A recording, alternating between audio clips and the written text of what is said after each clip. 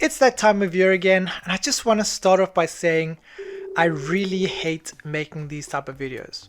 But it's literally the number one thing I get asked, and that is, how much money does my game studio make? For those of you who are new to the channel, my name is Justin, and over the last couple of years, I've been documenting my indie game dev journey so that people watching can learn from my own experience, and hopefully I can inspire some of you at the same time.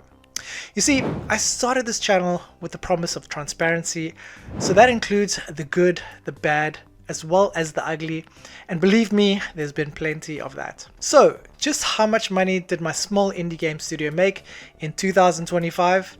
Well, before I break down those numbers, I want to start off by saying I don't want this video to just be about money. Although on paper, it's the most amount of money my studio has generated in a single year, there is a much deeper lesson I want to convey. And if you watch this video until the end, it just might change the way you run your own game studio. Having said that, if you're not interested in any of that stuff and just want to know the dollar amount, then let's get to it.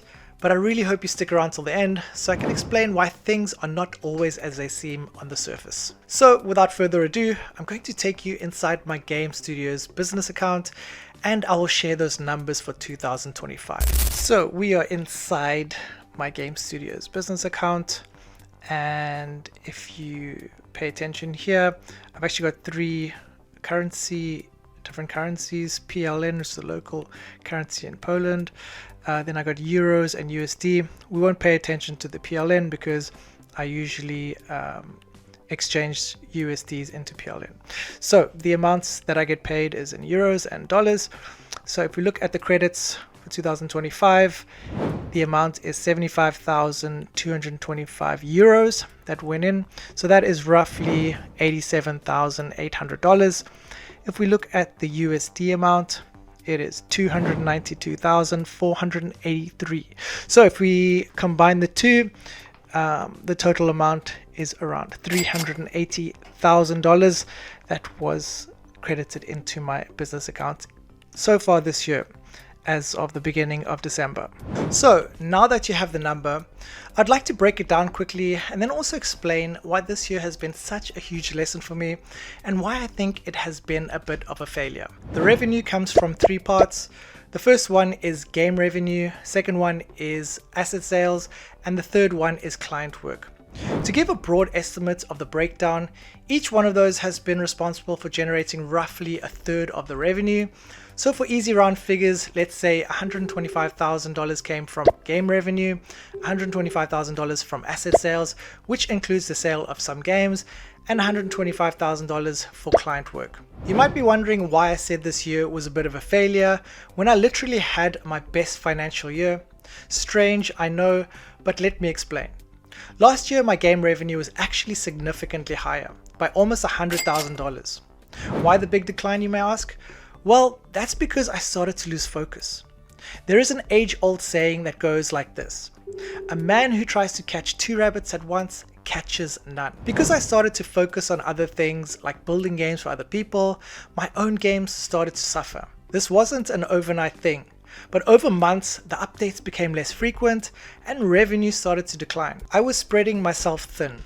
So instead of giving my games the TLC they deserved, I decided to paper over the cracks and do lazy things like increase ads inside the games to boost revenue back up. While this worked in the short term, it was ultimately a death by 1,000 cuts because retention and engagement started to suffer even more, and it was a slow downward spiral. It wasn't until I looked up at my bookshelf one day and the answer was staring me in the face. It was a book I had ordered on Amazon a few years ago that I had never read. I had heard such glowing reviews about it, but for some reason it fell through the cracks.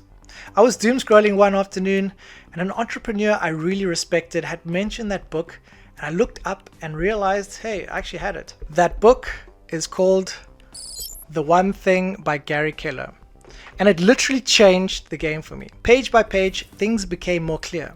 I now know what was going wrong. You're probably thinking, Justin, what the hell does this have to do with anything? Let me explain the premise behind The One Thing. By doing all these different things at once and spreading my focus, I was not actually excelling at either one. I just thought I was growing because of the number in my bank account. When I looked back on what actually started to get me traction and allow me to achieve the dream of making games full time, it wasn't making YouTube videos, It wasn't running communities on Discord, and it wasn't making games for clients. What allowed me to achieve all of this was simple. It was my passion for giving players amazing experiences through the games I created. I remember the early days when I'd get messages from players saying how much they actually enjoyed playing my games, and that always gave me a real sense of accomplishment. And we're talking the days when I was hardly earning any money. My strengths were researching what players actually wanted and fulfilling that need by creating something fun and engaging, and the downloads and revenue were just bonuses that came from that. All of a sudden, my games were getting millions of downloads and making hundreds of thousands of dollars a year in profit. And I literally felt like I discovered a cheat code in life. The feeling was indescribable. And that's why I started to make videos, to inspire other devs who had the same dream, because if I could do it, then so could others. Then all of a sudden, people started to reach out to me because they saw one of my videos and they would ask for mentorship or offer to pay me to make a game for them. That's when my focus started to shift and I started to take on more than I could handle. In the process, I started to neglect my own games and deviate from the one thing that allowed me to live the game dev dream. I started to feel overwhelmed and stressed, and watching my game's revenue plummet, I knew this route was not sustainable. So towards the latter part of this year, I made a decision. I could either go down with the ship or I could hop on the life raft. That life raft, that was going to be my one thing. I knew that life raft, that was going to be my one thing.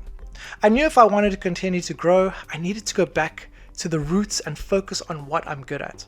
The other stuff could take a backseat for now, and moving forward, I'll be creating better systems and delegate those other aspects of the business so none of them suffer and they all grow together. So applying my focus once again, I'm proud to say my game revenue is growing again, and that passion for creating games has been restored. I've set a goal for my studio to hit that milestone of $1 million in a single year, and I'm feeling very confident now going into 2026 to try and achieve that goal. The new year will bring new efficiencies and time management, new systems for growth, and renewed motivation to once again give it my all. If you watched until the end, I hope this video inspired you to keep being consistent, and I challenge you to get back to your one thing, so that by doing it, everything else becomes easier or unnecessary. I will see you on the next one.